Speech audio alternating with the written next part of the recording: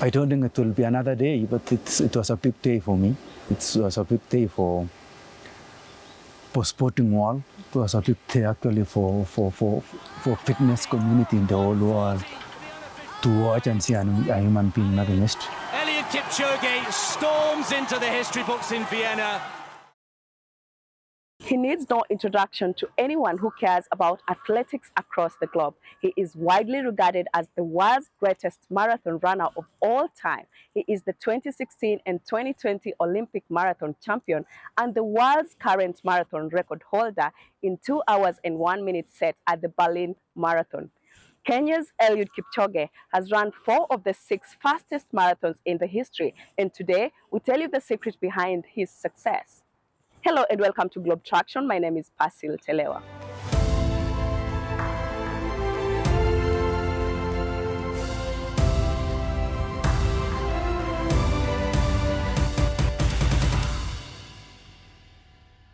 Here is Eliud Kipchoge's story. Enjoy. Eliud Kipchoge, yeah, you've inspired so many people.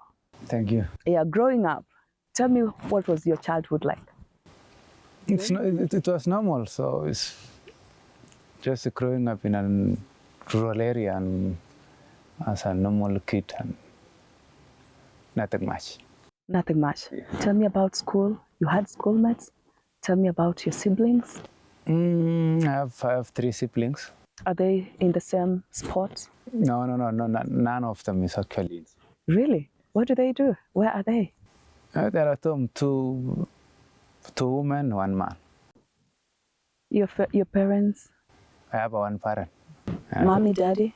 No, mom. Mom. Yeah. What does she say normally about when you? somebody has 1 parent, it's normally a woman. Why is it normally a woman? Either a man died or a single parent. So I see, yeah. What do you have to say about that and women from your own wife? I can talk of motherly love. I can't talk of fatherly love because I don't know. How it feels I can like? say my mother actually offered us a great love and a great support. And I feel good, that's why I am now. I know you're in a rush, you're preparing for the Boston Marathon. Yes. Eliud Kipchoge, how do you manage your life? It's very hectic. Oh, I manage it and plan myself well. Try to go through all the things. Do you have like a personal assistant who makes sure everything is on point? Because I try to plan myself well, honestly, but I tell you, I mess up big time. I'm personal assistant myself.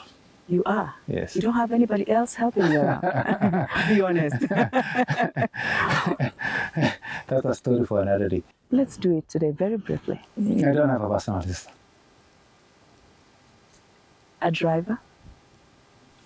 This is my car, I'm driving. You're driving yourself? Yes. Do you know what you are, Eliud? You're a big deal in this That's continent. why I'm driving myself. You don't worry about risks. You don't worry about, you have so much in your mind. You might not be focused, able to do everything. I think I know how to handle them. And as far as my mind still handles all the things, then I will be there to drive myself. I'm impressed. Let's talk about your day-to-day schedule. When you wake up, what do you do? 5, 6 days in a week? I wake up 15 minutes to 6 and just do the normal, go to the toilet and get hot tire. What tells you going to the toilet is the normal? That's the normal. You can't sleep without going to the toilet. Oh, yes. And you can't wake up without going to the toilet. Mm-hmm. So I have a good reason why I'm saying going to the toilet. Toilet is a silent place whereby every morning I go there and pray to tell God that thank you for actually giving me the great night, but please handle my conscience for the whole day. Wow. At the end of the day, I go there toilet either for a short call or a long call, but also thank God for taking care for the whole day and giving me a nice, to give me a good sleep. So for you, the toilet is also a sacred place? Absolutely. I trust that every human being who eats actually should actually treat toilet as a sacred place. After the toilet? I wear my attire, go for training, come back. If it's a Monday, then after training, I just maybe go for massage and wait for the evening run. Tuesday is different. We wake up at 5:30, travel to the track sessions. We're finishing track sessions about 8. Then come, we take a ice bath, take tea, wait for lunch, wait for evening run. Wednesday is another day whereby we wake up like Monday, 5:45. Go for training, come, we take breakfast. 10 o'clock we embark on exercises, then wait for lunch. We go for evening run. I do an extra workout for going to indoor bike for an hour, and I call it a day. So does that all happen in this camp? Absolutely, yes. Great. When do you get to this camp and when do you leave this camp? I get to this camp at Monday noon, and I leave Saturday at 9. You'll come here Monday noon, spend 5 days, Yes. leave on Saturday. Yes. Because I just caught you while you're leaving today. Yeah. Yeah. And this is Saturday. What happens to the other life you have? Because I understand you have family, by the way. Tell me about your family, Eliud. I have a family, and How I'm many going kids straight right now to my home. Yeah. I have 3 kids. And How many girls? How many one boys? girl, 2 Oh, boys. good. Yes. And your wife? Yes, absolutely. That's normal because kids cannot come without a woman. I get it. Yes. Yeah. So the kids, what do they say about not seeing dad for 5 days? I have tried to actually sensitize my kids on the reason why I'm in the camp for 5 days. And they really know well why I am here and why I am on Saturday and Sunday and Monday morning at home. So they understand that I'm doing something which actually will uplift their lives, and they have no problem. And they see daddy on TV too. So if they're not seeing daddy at home, they'll see daddy somewhere Yes, wherever yes. they are working. Yeah. How has it been for you juggling sport? Because right now, and not just right now, a couple of years back, you've been such a big name in the athletics world. How has it been for you trying to balance? I know you have a wife who takes care of your family, but still as the father of the home. How has it been for you? You're working sports and? It's hard, but I'm trying to balance both sport and family-wise. I was just making a joke with Laban that if you're coming to the camp from Monday to Saturday, does that mean all your kids were born on Sunday or were, gotten on a Sunday night, Sunday evening, whatever it is? All your kids are made on Sunday, Eliud. We never know because we have off seasons. Yes. Yeah, Yes, off seasons. Yeah, you can't plan for that. It comes automatic. Growing up, did you know or rather look at yourself growing into this big brand? Not really. What did you envision your life to be like? I think that fits logic because you can't predict what you'll be, but we'll just see it's automatic and you just absorb it and take it. So I can't describe the way actually life has been going on. And did you have like a career, like some other kids will be like, when I grow up, I'd like to be this and that? Yes, I thought I could actually be a manager, start the management and be a manager somewhere. But then career in sport came in. I took it and I grew it, and that's how it has been. When was your breakthrough? 2003. 2003. Tell me about it. 2003 actually was a year of breakthrough. I won a World Cross Country Junior in Lausanne. And 3 months down the line, then I won a big race in World Championships. Yes. And I say that was the genesis of my life in sport. When did big money start trickling in? Because this is a talent you have, but it's very disciplined. It's not a talent you can play around with because people your age, they party Saturdays and Sundays, they go out partying, drinking, clubbing, whatever, doing whatever it is. So when it hits you that this is what you want to do as a profession, how did that get into your psychology and what is it that you had to shun, I don't think there is big money and small money. I have never seen big money. I have never seen small money. To me, description of big money perhaps Well, is... I don't know. I don't know the meaning, but I don't think there is big money and small money. But all in all is that I know sport athletics actually requires a real self-discipline, no discipline at all. A real self-discipline whereby you can know what you are doing. And my conscience actually doesn't allow me to go to club and party all the day. I trust that I am comfortable and enjoying life there I am. Do you miss hanging out with family, doing the things normal people do? What's the meaning of hanging out? Hanging out is, we have parties and events for family, and your mom is visiting your home, and your siblings want to hang out. The way you used to hang out with your family? Is it the same thing? December, actually, we are with the manner whereby we are with the whole family. And that's why, and they understand what I am doing. I'm telling them I'm doing this because, I have a lot in my shoulders. I need to shunt some other things and make life go on. We're having a Boston Marathon coming up soon. Yeah, what is your preparation like? My preparation actually is in halfway, and it's going on well.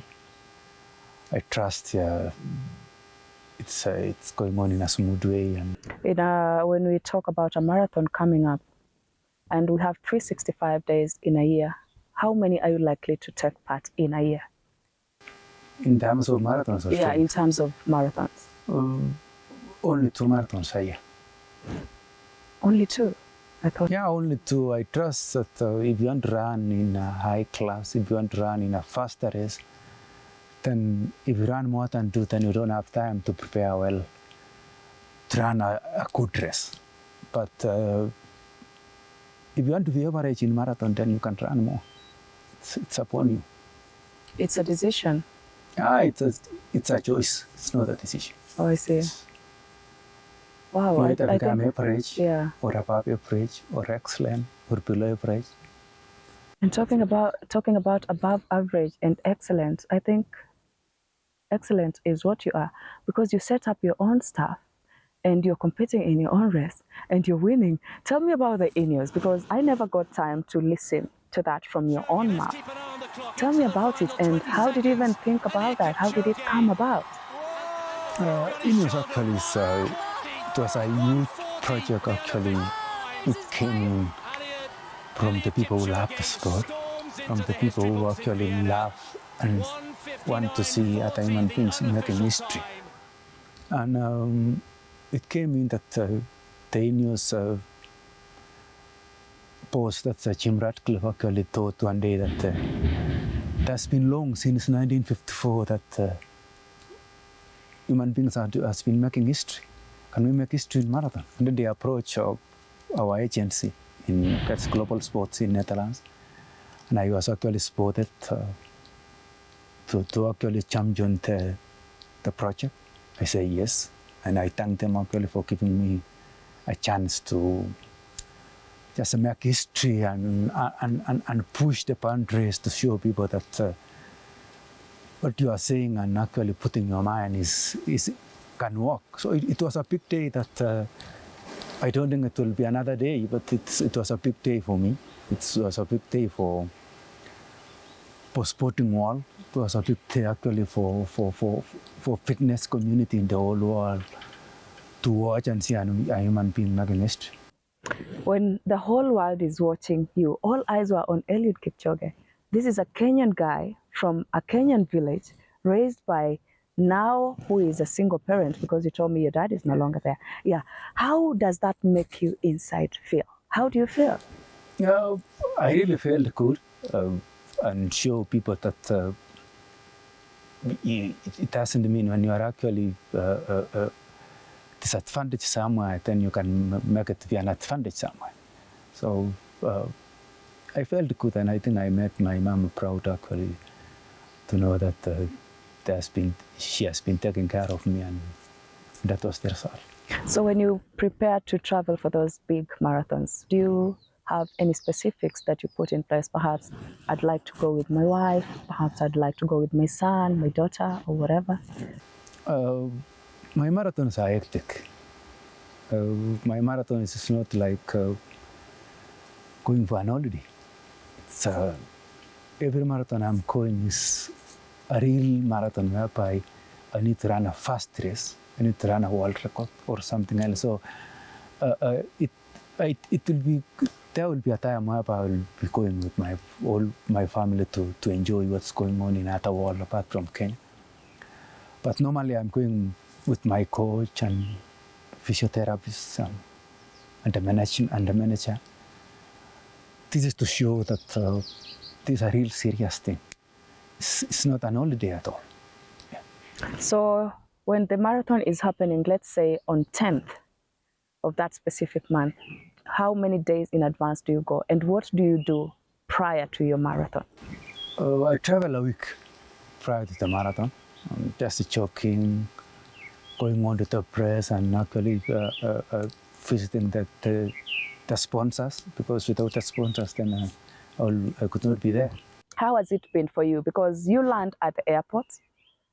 We don't know you've landed. There's a time I was like, I'm booking my flight, but I want to book my flight so that I'm being able to travel with Eliud Kipchoge. I can see him, or rather just share a selfie with him. Eliud, I never got to see you. You land at the airport. We don't know you've landed. We don't see the pomp and color that we see associated with other people. How do you do that? How do you get to be, you know? I like normal life. I like a silent life, and I trust that's the only life to move and go around. It's as simple as that. Being on the crown is good. Because you're famous. We can't help it, you know. But that's why I am on the crown. But the right people know I am right. I am doing the right thing, and they are looking for me. So I am not looking for them. I don't want. I'm not going up everybody to see me. You know, it's our life here. That's why you'd not find a signpost showing our camp, because you trust you are doing the right things. Actually, there was no signpost at the gate. We are think we are doing the right things here, and people will look for us. We don't show people where we are, but people look to where we are. So I don't show people where I am going, but people are looking to where I am going, showing that we are doing the right thing actually in this world. Talking about doing the right thing, you understand, people look up to you, so many, especially the young people. What do you have to tell them about your sport as a talent and as a job? To the young people, actually, I want to tell that sport is a universal career. You know, your health is your wealth. You can make your life in sport, in any kind of sport, either athletics, either basketball, either Formula One, either MotoGP, anything. But above all, you should actually, young generation should go to school. You use education to propel talent, and you know, if you have enough education, your talent can be propelled well, and you can grow actually as a real sportsman. What is it that has got you set aback? Has anyone not believed in you before? Has everyone always believed in you? And what are those moments? I don't, you know, I trust the people who believe on me. But you know, when you say yes, you are right. And when you say no, you are right too. It's up to them to believe on what I am doing. It's up to them to trust that I am doing the right thing. So it's, I don't bang on people to believe on me, but you know, they have the autonomy to believe on me, and they have the autonomy not to believe on me. That's why I always say, when you say yes, you are right. When you say no, you are right too. What is the best race you took part in? And you are like, this to me is the best thing that ever happened. It's Ineos 159, because I prepped the 2 hour party and make history. Tell me about your foundation. I understand you just launched your foundation not so long. You're also partnering with Safaricom, if I'm not wrong. Tell me a little bit about those projects happening. My foundation is called Eliud Kipchoge Foundation. We deal purely on three matters: that's education, health, and conservation. On conservation is that where we are now, I have a top data forest, 130 acres. We'll be planting in 130 acres. Yes, we will be planting in May when the rains comes in. We are planning to plant 42,000 indigenous trees.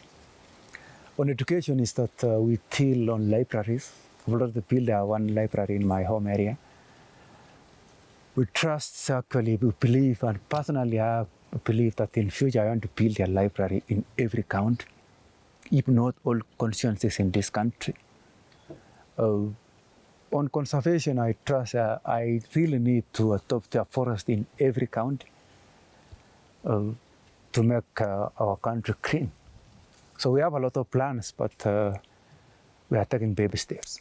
Why the passion for education? And also just give me a glimpse of your education. Yeah. Education is that most of us, most sportsmen and women actually, what is advantage as far as education is concerned, about the school fees, about getting a good education. That means we not assess the libraries, that I am concentrating on a library, and I trust that if you want to get knowledge, you can get knowledge from the books. And inside the book, there is knowledge. That's why we are impacting on education and building the libraries. On conservation is that sport is whereby you need to train on a clean air and clean environment. That's why we are conserving the environment. What is your passion besides your job? I read books. That's my passion. Who do you look forward to meeting someday? Because you're a big deal already, but I'm sure there are people you look Barack up to. Obama. Oh, Barack, Yes, look yes. at you. Oh, so who has been your mentor, Eliud? In sport or in what? In whatever, in your life, in your discipline, in your sports, My whatever. coach has been my mentor, Who is your coach? Patrick. Oh, great. How do you select a manager? How do you pick a manager? How do you know this person will have my interests at heart? Because you need a team. You don't work alone. I don't do interviews, not, like many things, actually, positive things like each other. So my manager actually is a positive person. That's why we are working. In the camp, you are over 30 athletes. Yeah. How do you guys interact? How do you relate? What challenges, do you guys go through? Because I may have gone to the Boston Marathon. Previously, last year, I lost. I didn't come first. However, you were in the same camp and you won. How do you guys, work together? We share happiness and we share grief together. Today you might be happy, tomorrow you'll be down. Today you'll be down, tomorrow you'll be happy. So sport is that we have made everybody to understand that you don't prepare yourself to be down, but you prepare yourself to be happy. But if anything happens, then you understand. So we have made everybody to understand that a challenge can actually come on your way. I hope you got some inspiration. Many thanks for watching Globe Traction. And remember, we usually say if you have a story you'd like to share with us, please write to us through globetraction@standardmedia.co.ke or DM us on our social media platforms at KTN News KE or at Globe Traction. You can also give me a follow on my social media platforms at Pasil Telewa on Facebook, Instagram, Twitter, YouTube, and TikTok for more of behind the scenes. But until then, I hope to catch up with you again soon. Bye-bye for now.